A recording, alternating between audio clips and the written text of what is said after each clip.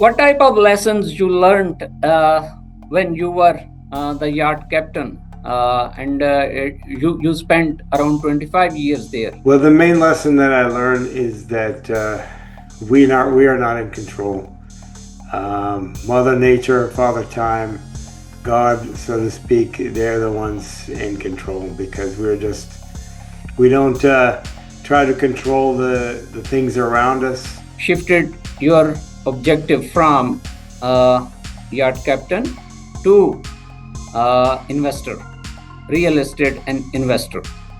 Yes. What the motivational elements behind this switch? It's just an extra. We're not really doing anything that is, although we're doing some amazing things, we're really just working on something that's an entertainment piece or a toy for a wealthy family. Was there a defining moment when you realized real estate was the right long-term path? I realized that, one day when I was speaking to a friend of mine, um, and we were discussing, he told me that he bought and sold a 46 unit apartment building with his brother. As MD or Managing Director of Capital Markets at T3 Fund, what types of projects are you focused? Our focus is ground up new construction, development of commercial real estate. We have a few different areas in the United States, in the Texas market. How can global investors align with opportunities in the US market? Well, first of all, they have to be comfortable with investing in the U.S. market. The main thing is This is Sher Afzal, the founder, the chairman of Global CEO Club Private Limited. It's a registered entity enterprise here in Pakistan, and its headquarters is based in USA. I started this journey around 7 years ago, and now Global CEO Club is scattered all over the world. It has very strong footprints to boost trade and investments across the globe. So this is the brief introduction, and with the passage of time, I would be sharing with you how Global CEO Club is effectively promoting businesses all over the world. So, dear audience, today we have invited very honorable, very energetic, and very enthusiastic leader, Mr. Scott Kidd. He is an investor. He is a big leader, I must say.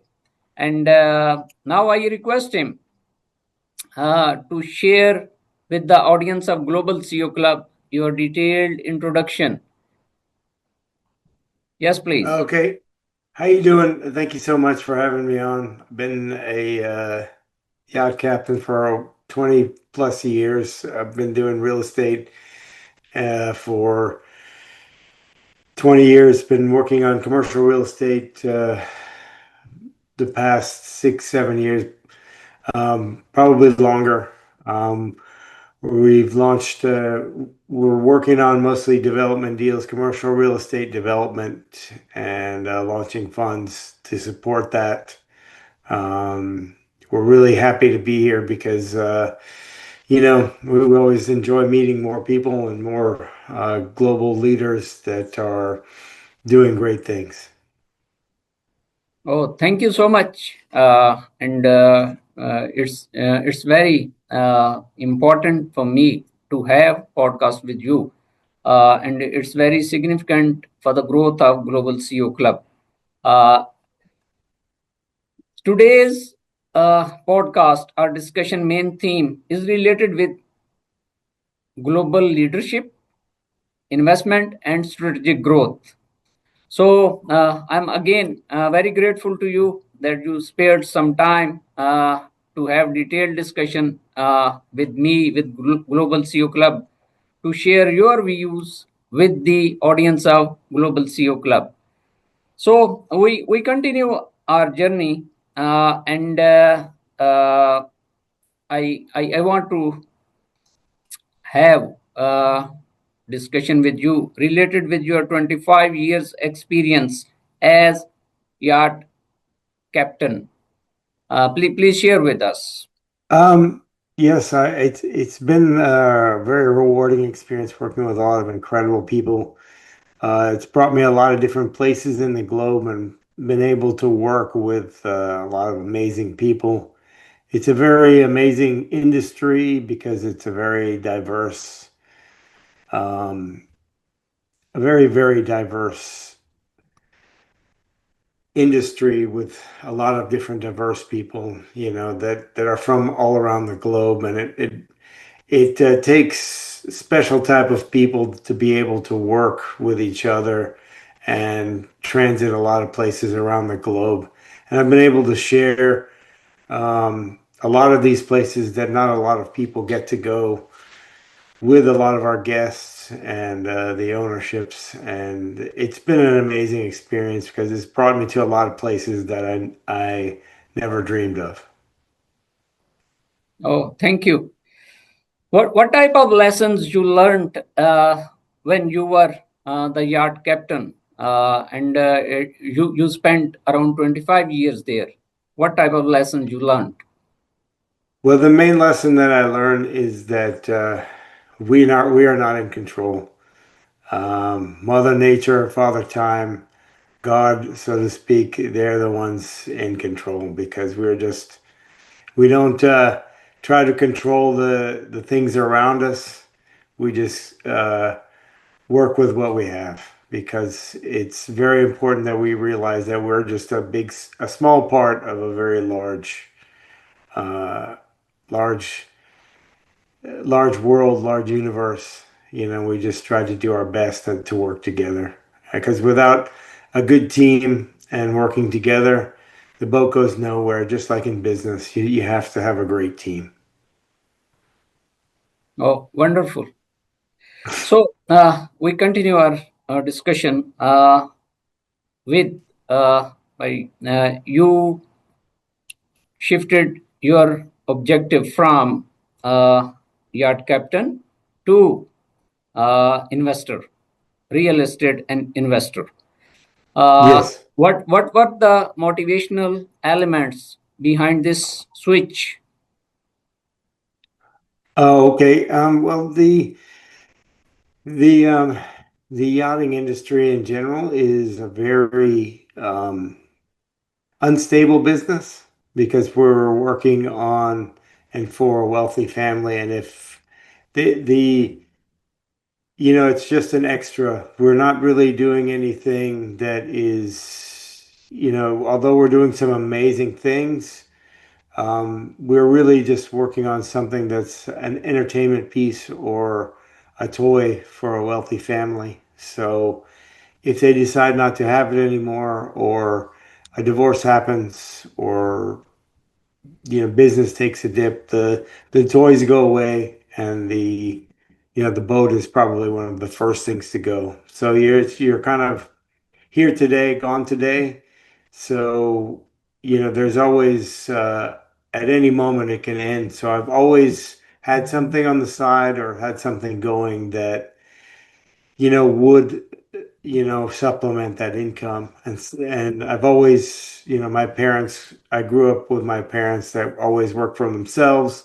So that's always been my motivation, is to have some type of control of your own destiny and work towards that. So that being said, always had something on the side, and real estate always provided something like that. I've had other businesses and stuff, but real estate is one of those things where you can really have a long-term vision and something that you can pass on to your children, to your family, to your relatives and stuff, or make it work for them while they're alive too.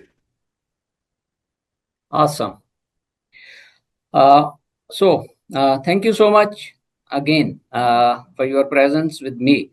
Was there a defining moment when you realized real estate was the right long term path? I realized that one day when I was speaking to a friend of mine, and we were discussing, he told me that he bought and sold a 46 unit apartment building with his brother. And I asked him, well, and I had one rental property at the time, and yeah, we had one rental property, and he said, "Yeah, you can do it." And I said, "Well, how did you do that?" And he said, "Yeah, you can do it because I did it. Anybody can do it. Myself and my brother bought and sold this, and they made quite a substantial sum of money, and that kind of sparked my interest where I said, well, maybe there's something to this because right now he said, having one rental property, if you have one building that has 50 or 100 units in it, it's basically the same thing if you just put a team together and you have a lot less problems than if you had 100 small houses. You have one roof with the 100 units and one insurance policy, you know one property manager, and you just manage from there. And it sparked my interest, so I learned as much as I could about it and then eventually worked my way into it. Oh, thank you so much for sharing with us your views, your experiences, long experiences as a big leader, as a big businessman. So we continue our discussion and with the motive, with the message, real estate and capital markets. As as MD or Managing Director of Capital Markets at T3 Fund, what types of projects are you focused or emphasized in these days? Well, our focus, thank you for asking. Our focus is ground up new construction development of commercial real estate. We have a few different areas in the United States, in the Texas market, St. Louis, Kansas City, and we're also looking in Florida as well. We do multifamily, single family homes, medical offices, and some hospitality, including hotels. We like the ground up construction because our development partner and team has an extensive track record of multiple decades of experience. So we're very confident looking in the future that there is a lot of room to grow, especially with the U.S. economy being as resilient as it is. Why do you believe multifamily, medical office, and hospitality are strong verticals right now? Um, because they're very people-driven businesses, like with multifamily.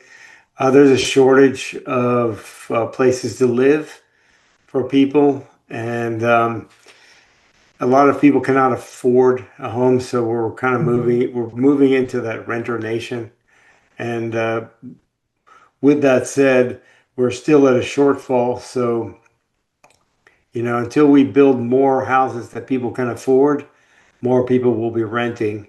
And multifamily is unique in that there are government supported loan programs that support that particular product in commercial real estate. And it's not like any other type of real estate. You don't have that in medical office. You don't have that in warehouses, industrial, or any other product because it's to support people having places to live. So that will not stop. So there are certain advantages there. And with medical offices, we do ambulatory surgical centers, which are at an advantage for certain surgical groups. We partner with them, and they like to. It's for a certain segment of the surgeons that want to work for themselves and take advantage of all the advantages of real estate. And it's quite unique because they can work for themselves in their own surgical business and not necessarily be under a bureaucratic institution like a hospital and stuff there's a lot more, guidelines and everything they have to comply with. Whereas if they work for themselves, they have a lot more advantages financially there as well. And then they can own part of the real estate, which is great as well. And with the hospitality hotels, we were building these baseball themed hotels that we're just getting started with.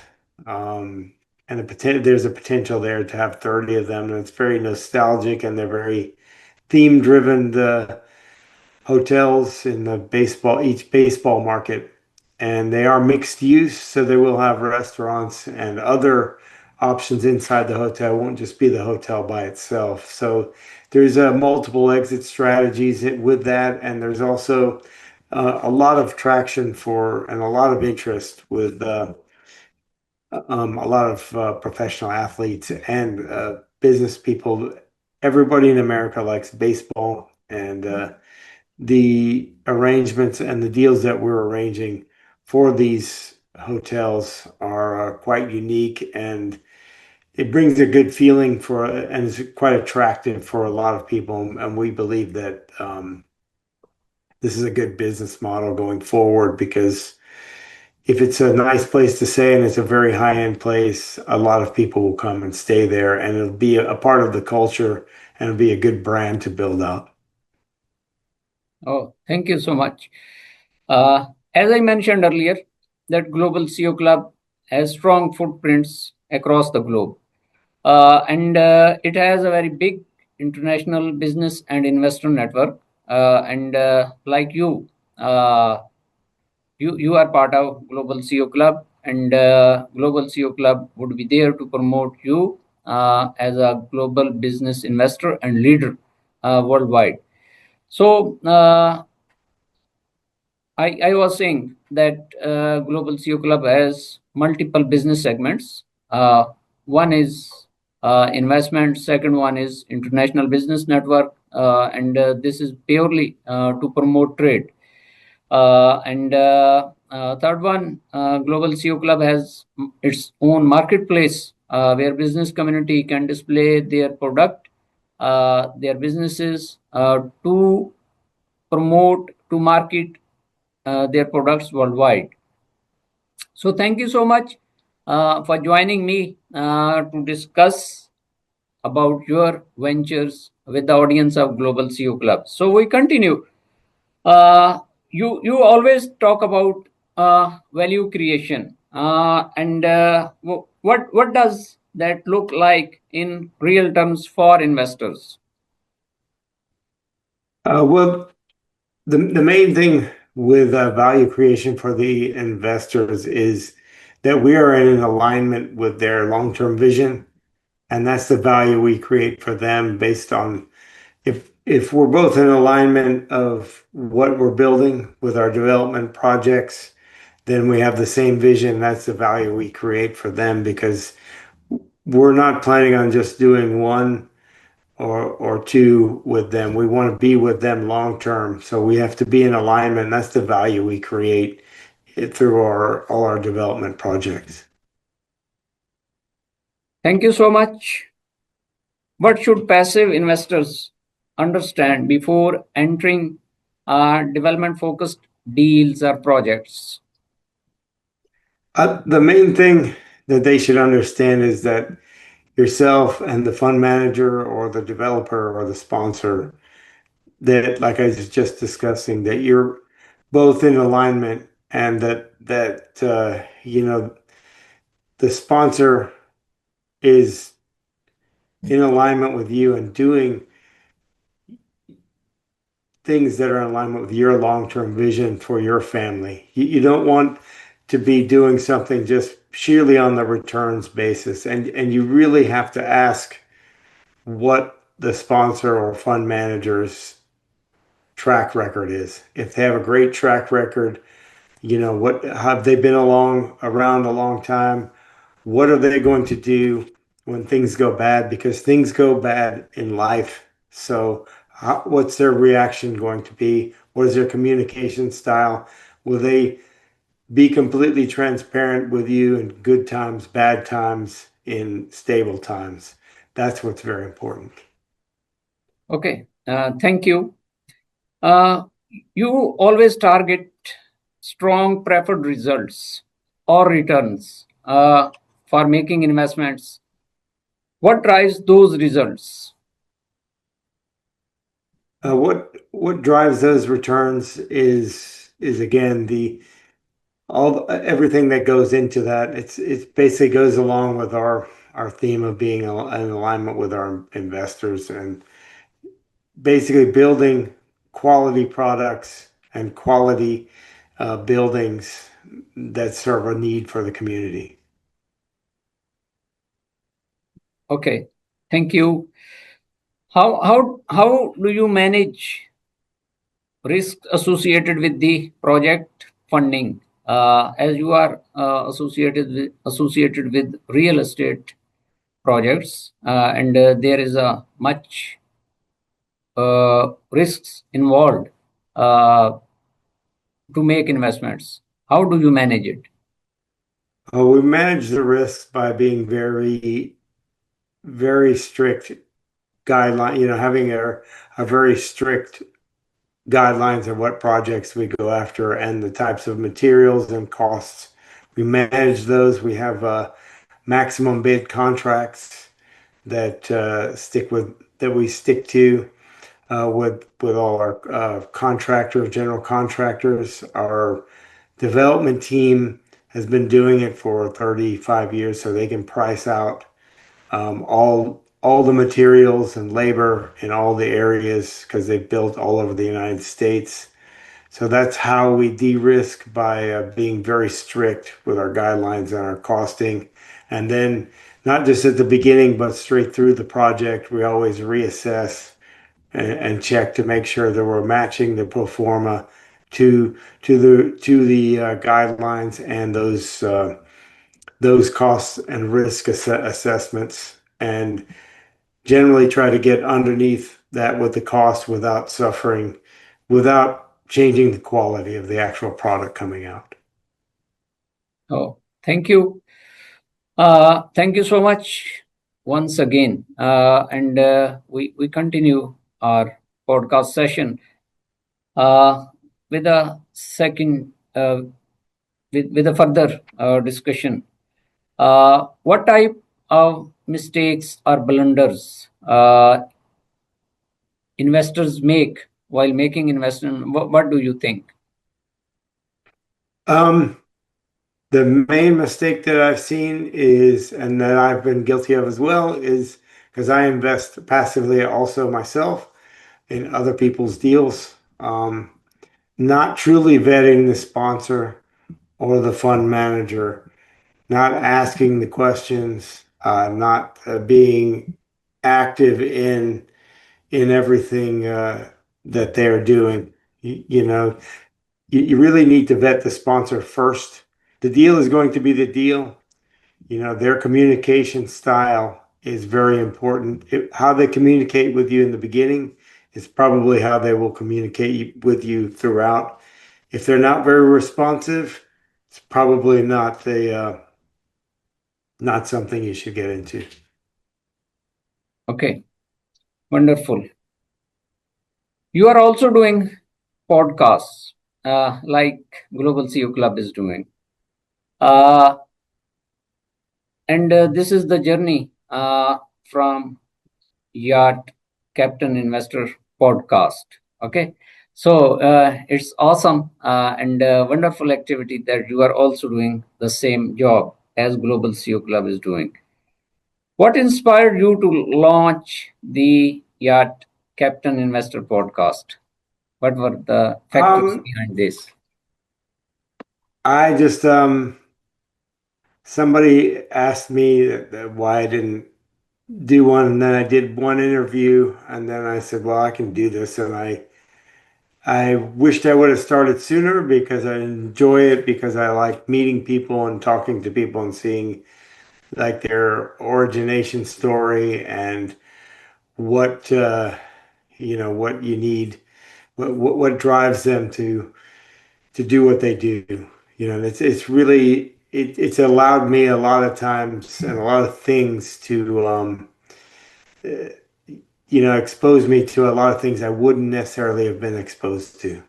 So I really enjoyed it, and it just keeps getting better and better. Oh, thank you. What does the yachi lifestyle mean to you beyond luxury? Um, Basically, just the freedom to go where you want and do the things that you want. It's more about time freedom, to where you can choose where you want to be. What kind of guests and conversations do you aim to bring to the podcast? Generally, I like people's origin stories, and I like to see what they're working on, especially if they're have a lot of business type stories, and like I like a lot of stories about what the mindset of what it takes to overcome a lot of things, especially in business and in life. That seems to be a long-term theme of everything that I discuss, because it takes a particular type of person to be able to to overcome all of these things in life. Yeah. Okay, thank you. We move forward regarding your capital partners and collaborations. You are actively seeking JV equity and family office partnership. What do you look for in an ideal partner? Um, in an ideal partner, it's again the similar to uh, another passive investor, alignment of interests, that we're all on the same vision, we're all on the same pathway. We're, generally we try to get to know each other a lot for quite some time before we actually do some business together, because we have to, if you're compatible with somebody, a lot of times that makes a bigger difference than, if you just have similar business interests. Hmm, thank you. How do you compare with family office investments with the traditional investment institutions? Um, the comparison, it really depends. There's a little more individuality with the family offices than with the institutional investors. They have they're very strict in their guidelines, especially private equity. They have a certain vetting process, something else. With family office, sometimes they can be a little more flexible, even though they stay within a certain asset class. They can kind of since they're basically, a lot of them are private, they can move their guidelines to fit the deal if it works, if it's something that they want to work with, or if it's a person they want to work with, they can set up a structure for that. Okay, thank you. How can global investors align with opportunities in the US market? Well, first of all, they have to be comfortable with investing in the U.S. market. The main thing is to really have knowledge about what they're looking at, and I'd be glad to help anybody if they wanted to talk more about investing in the U.S. markets, especially U.S. real estate.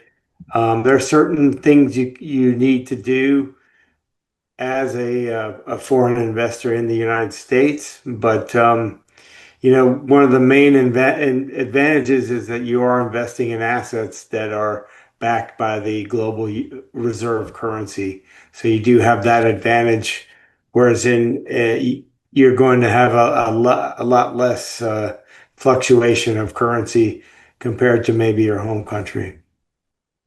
Oh, wonderful. What do you think that how the investor can be successful for the long-term projects development? For the long term, you just have to basically have a time and have amount of time and a purpose with your investment. Like if you have to, whatever you're getting into, you have to make sure that you are okay. If this is a 5 year hold, you have to be okay with it maybe going a little bit longer.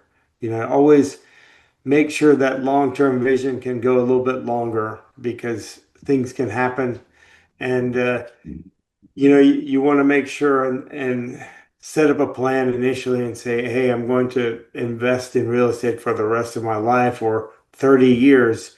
You want to make sure and keep making sure that you hit those targets and those guidelines that, it's not really all about the returns. It's basically about the long-term vision.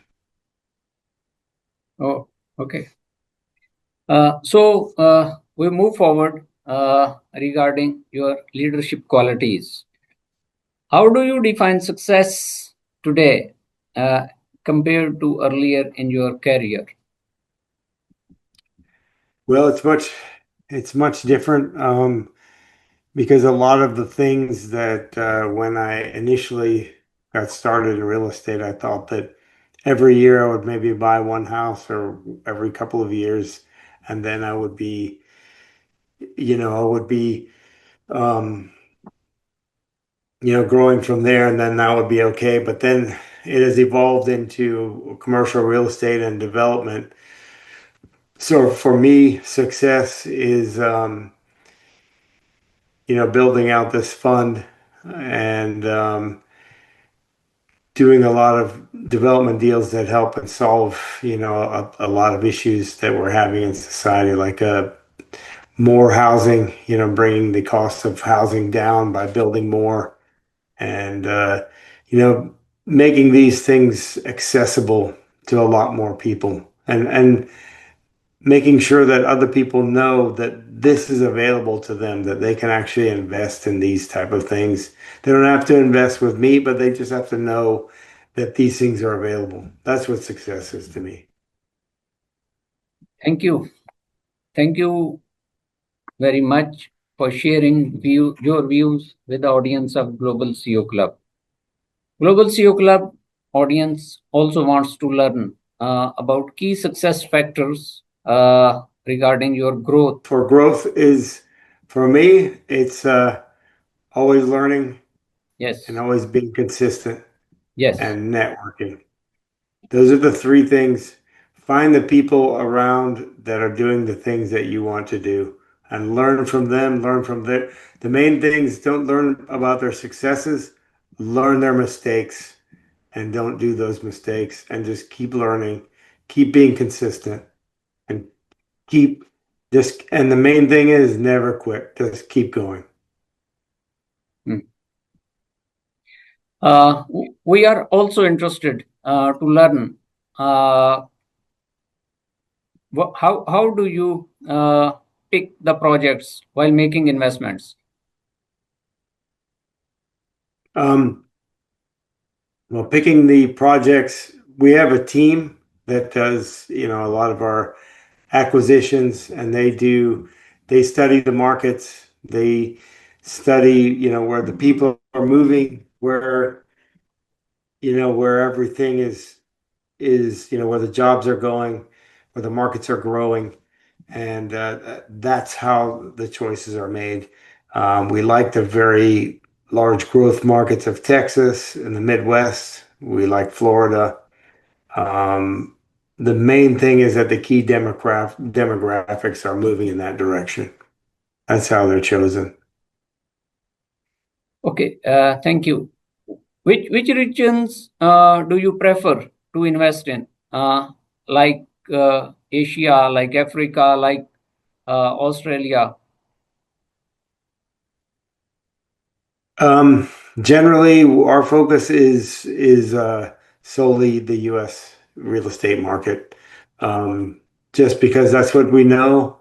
Um, and I know it's a very robust economy and it's relatively safe, and it's what I know. So I stick with what I know for now. To say in the future, maybe I'll be investing in some other countries, but for now, it's strictly the U.S. for me. Okay, many investors invest in form of equity, uh, joint ventures, uh, loan. How do you make investments? For me, I have, for the most part, everything I've done has been in the equity side of real estate. but I'm also looking at some private credit investments where you can generate the cash flow on a monthly basis or quarterly basis. Equity sometimes takes a little bit longer, um, but that's my mantra. You have to find out what works for you and your family and your long-term vision, Oh, and thank you so much. also your risk profile, what you're comfortable with doing. Okay, thank you. We move forward regarding your future vision of your investments. Uh, how do you see the real estate market in the long run for making investments in US? I see it. I see it being, strong, and I'm going to be doing it long term for the rest of my life. So, regardless of what happens in the near future, um, long term, regardless of what happens, generally, if there's setbacks or the economy takes a dip, long term real estate, you're usually okay. I mean, but there's no, I don't have any crystal ball or any way of predicting the future, but generally, throughout history, real estate has been a fairly solid asset class to be in. Okay, thank you. We continue our discussion with a question. Uh, what's next? Your vision for new funds, new markets, new platforms. Well, for the future, we're going to continue with our development projects and all the things we have going, medical office, multifamily, and potentially expand back into the Florida market. But for now, Texas and the Midwest and building out our hotel projects is we have quite a bit on our plate for now. So for the near future and for the next 10 to 20 years, that's what we will be doing. Okay, thank you. Uh, Before closing our today's session, I want to learn how can investors and capital partners can connect with you. It's pretty easy for me to find all the podcasts, social media, and everything. It's investwithscottkid.com, and you can connect with me there, book a call, or reach out to me. And all my contact information is there on social media. Okay, thank you so much. Uh, any final message for the global audience regarding investments, regarding yacht business, uh, like that? Well, I'll leave you guys with the just a couple of things. Is regardless of where you're doing, if it gets hard, don't quit and just keep going. Um, And the main thing is the best investment you can make is the one you make in yourself. So keep investing in yourself, keep growing, keep getting stronger, and just keep going. Okay, thank you so much. What type of alliance or collaboration you want to make with Global CEO Club to penetrate into the international market? As your vision, Global CEO Club vision are same. Okay, and how we can collaborate? Um, we just stay in contact and we keep connecting each other with more and more people, and we just keep growing the vision of trying to help each other and trying to help more people. I'm available, if anybody wants to reach out, please reach out and connect and see how we can help each other. Okay, thank you so much. And I'm very grateful to you, Mr. Scott Kidd, a big investor, as I mentioned earlier, uh, for your precious time to have discussion with the Global CEO Club uh, to give benefits of your learning to the global audience. Thank you so much. And I pray always that keep on growing and be self motivated, as you mentioned. that self motivation, self investment uh, is Yes. very precious for any leader, okay, any investor, Yes. any businessman. So thank you so much for your time again, and I'm very grateful to you. Thank you so much. Same here. Thank you so much for having me here. I really appreciate you taking the time to speak to me. Thank Appreciate you. it. Thank you.